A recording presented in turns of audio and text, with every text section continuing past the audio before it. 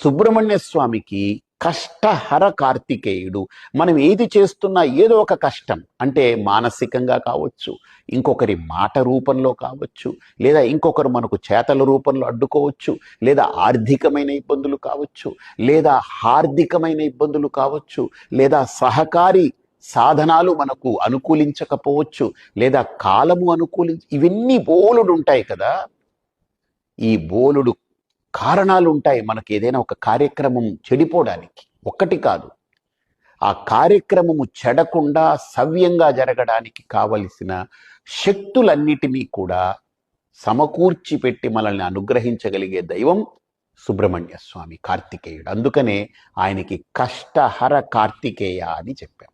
సుబ్రహ్మణ్య స్వామికి కష్టహర కార్తికేయుడు. మనం ఏది చేస్తున్నా ఏదో ఒక కష్టం, అంటే మానసికంగా కావచ్చు, ఇంకొకరి మాట రూపంలో కావచ్చు,